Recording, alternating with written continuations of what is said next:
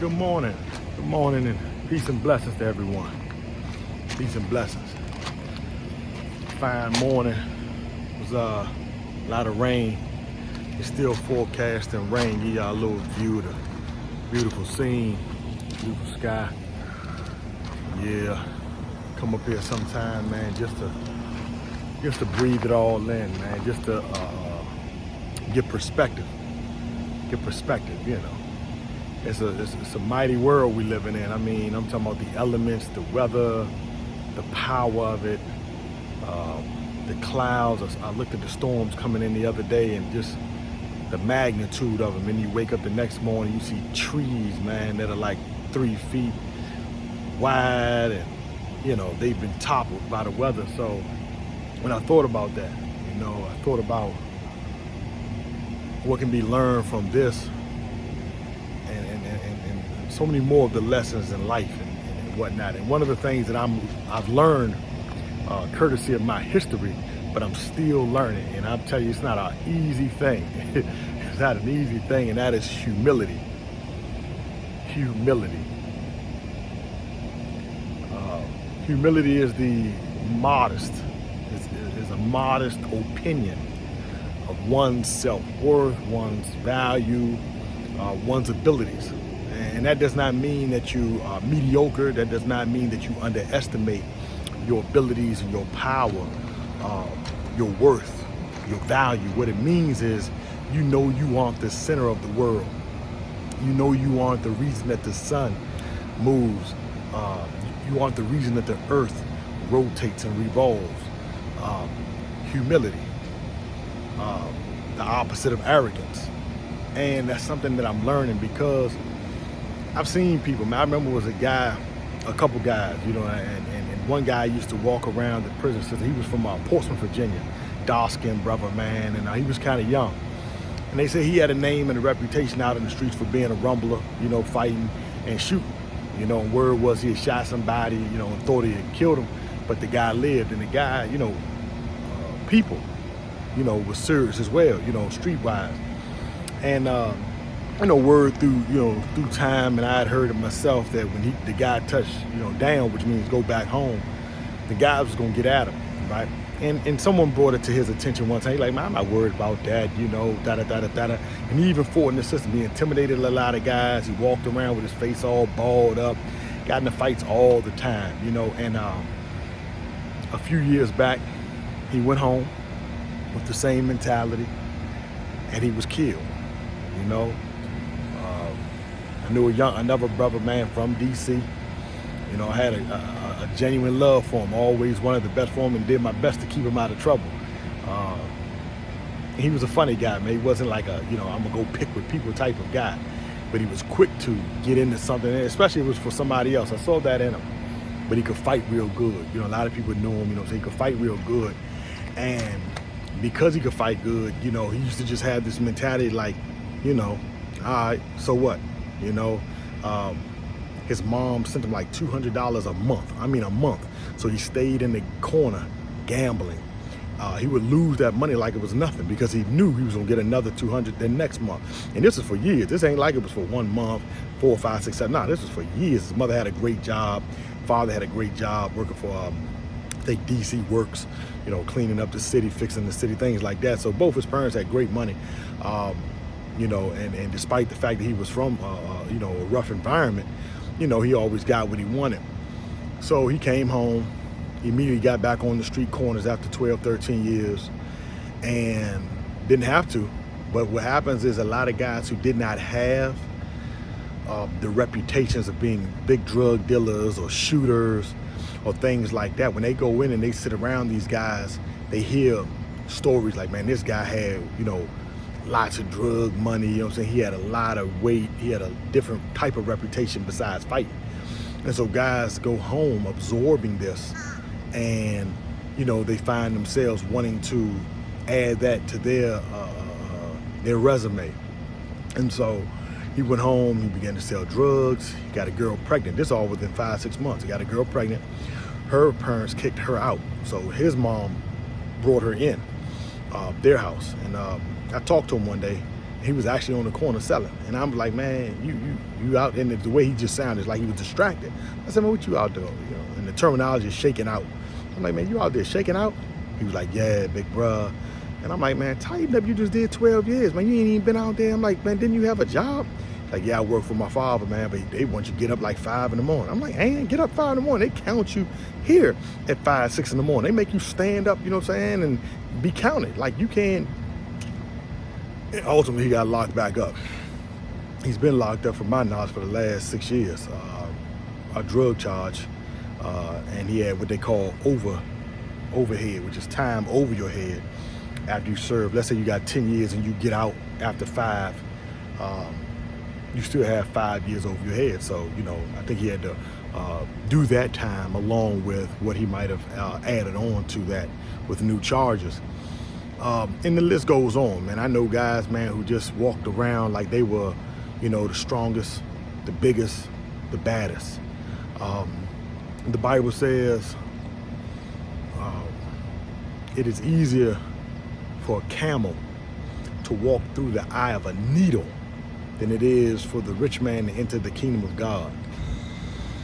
And that speaks to the arrogance of the rich man, because a rich man had asked Jesus about entering the kingdom, and Jesus gave him a list of things to accomplish, and he did everything except for give up his wealth.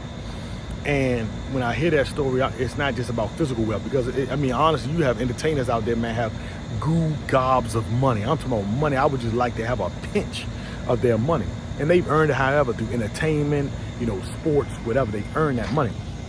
But what they do with that money, I listen to some of these rappers today, man, and I love music. I love music. I love beats. I love lyrics. I love all types of music. I'll listen to Kevin Gates one day, B.O.B. one day. I'll listen to Golden Child one day. I have a couple brothers that I know, man. Ink God out in Suffolk, Virginia. Deuce Big out in Lynchburg, Virginia. I listen to these brothers, man, and I love their music. My man Spark, or they call him Luxury Prize, out in Richmond, Virginia, and YA, King Cypress out in Newport News, and Big Money, period. I listen to music, man. I love music. I love the Temptations. I love the Delphonics, right? I do. I love Anita Baker and Sade, man, with a passion. I love Maroon 5, Eric Clapton, the Righteous Brothers. I like a little bit of classical, just a little bit, because it's melodic, it's soothing to me. And when you lived in a world of chaos and there's still chaos around you, you find yourself needing something to soothe the beast, if you will. So I listen to everything, man. I listen to, some of the slow music today. I listen to a little Tank, Genuine, I listen to a lot of people. So I'm diverse. I listen to reggae. The other day I was listening to Sizzler and Capleton. And I think I listened to reggae, for a whole day, 2 days or whatever. Then I think the very next day I was listening to a couple of, DC rappers and whatnot, so I listen to a lot of music. So, they've earned it. But when I see the chains, the jewelry these guys spend on cars, and I'm like, buy a community center, buy 2 or 3. If your chain costs $100,000, but you can buy a house for $30,000 or $40,000 in a rundown area and build it up and rent it out for a decent price, why not? Why is it so important that we brag and boast about how many murders we have, or how many shooters we have, and how many women we done slept with, And even from the woman's perspective, how many men we done slept with, what type of men, and how good what's between our legs is. Women, let me say this, for those that may be paying attention. What's between your legs does not hold a man, not a real man. I don't care what it's like, and I don't have a whole lot of experience, I've slept with a few women in my day, but women think that what's between their legs can keep and hold a man. It does not. I don't care. Men do the same thing. They think that when they walk, depending upon how endowed they are, that's going to keep and hold women. And some women, yeah, maybe, but a real woman, she wants more than, what you have to offer beneath the belt line. They want to know, man, that you can be a provider, that you're a hard worker, that if they need something painted, you don't mind painting it if you can paint. That they need something fixed in the house, that you don't mind trying to fix it. If they need some groceries taken out the car and brought in the house, that you don't mind doing that. You don't mind cutting the grass. You don't mind dumping the trash. You don't mind helping them get from point A to point B. And if they have a dream, you don't mind supporting that, you know. But arrogance would have us believe that, oh, I don't have to do that. She got it. Since I've been out, I've seen so many women pumping gas. How you pumping the gas in a car you driving, but you taking your man, you know, somewhere to work, to Planet Fitness. You taking him to his mom's house, his family member's house, and he won't even pump your gas, and you tolerate that.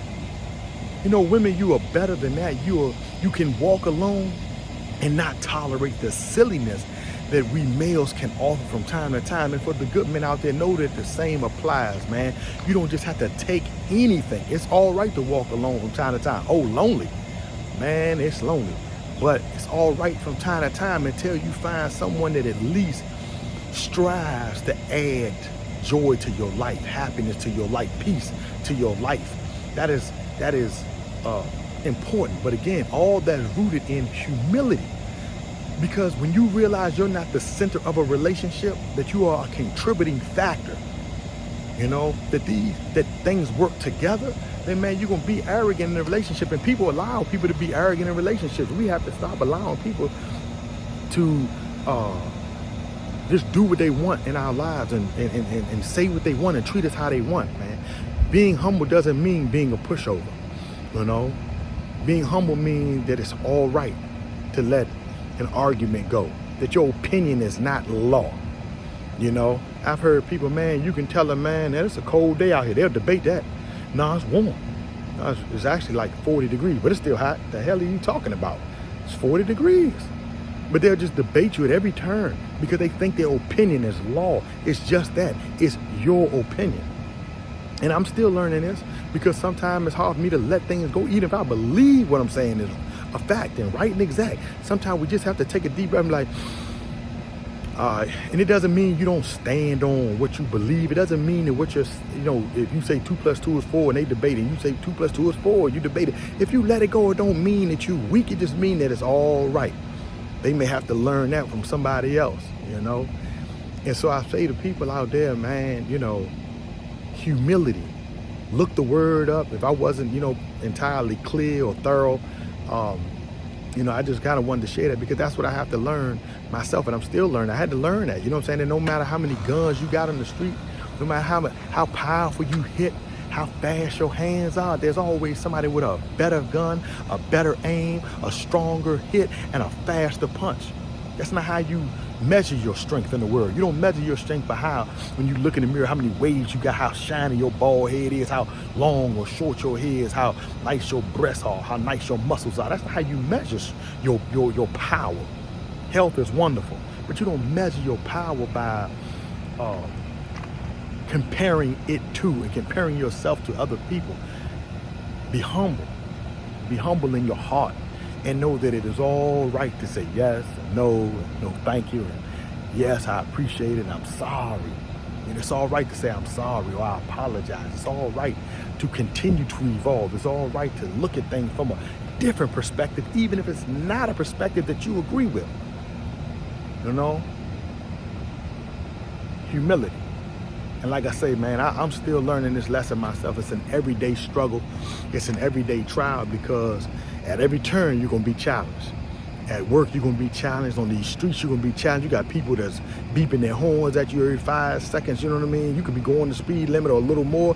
That's not fast enough for some people. And I get it. Sometimes I've gotten behind people and I'm like, man, how am I behind the slowest car on the road? You know, and sometimes you have to practice patience. You know, you get into the store and it's a line of people and you just want to like leave, but you need what you're in line for. So you have to practice patience. You have to practice humility. Your purchase is not more important than the purchase of everybody else. Your destination might not be as important as the person in front of you's destination. They just trying to get there. You know, so we have to realize that, man, we don't make the world move and the world does not revolve around us. And this is a constant lesson that we have to wake up and tell ourselves it's all right to grow. It's all right to evolve. And it's all right to know that when we wrong, we wrong. We can apologize and we can keep on moving. You know, it's all right to know that you can shake things off that don't need to hold you. It's all right to say, nah, I'm better than that. May not be better than you, right? But I'm better than that. It's all right. All that's a part of humility, man. And you know, if you don't understand humility, look at the news and look at how people are suffering every day, and appreciate what you have, right? People are drowning every day. People are dying every day. Natural causes, unnatural causes. The earth is in pain, right?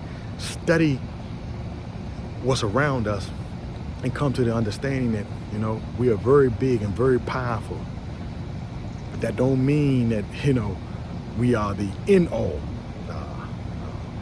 Humility, you know, humility. And like I say, I'm gonna push myself every day as best I can to strive to remain humble and become more humble, and yet continue to push myself forward, to drive forward, and to assist others that I'm around, that are around me, in reaching their goals and pushing themselves. That's the best I can do. And I pray that we continue to do the same. That's real. That's friendship. That's love. That's a genuine caring for someone, you know. And if we don't master that, man, the world gonna get uglier and uglier. But if we master that, if we learn that it's all right to help others, to encourage others, to appreciate others, if we learn to do that, man, it's gonna come back to us. It's gonna help us. And that's full circle. And that's, you know, that's humility at work, you know. And that's why both the Bible and the Holy Quran, the Bible says, the meek shall inherit the earth. And the Quran says, you shall know the righteous, for they walk the earth in humility.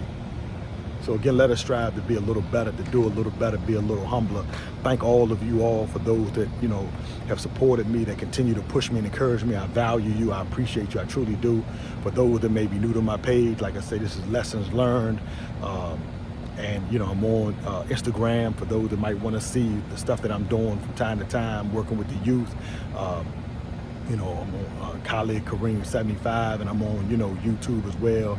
I mean, where you see that, I'm on Facebook under my name, Khalid Kareem. And so continue to push and urge others to look at these videos. I'm learning. I watch other people's material every day. I'm growing. I'm striving to do and be better myself. I'm imperfect, but I'm striving to, you know, be a better version of myself every day. So again, thank you all. Have a great day. Strive to do and be better. And if you're feeling bad, know that it's all right. It's gonna get better. And if you don't see it getting better, you know what I'm saying, from outside you, know that you have it in you to make it better. Thank you. Peace.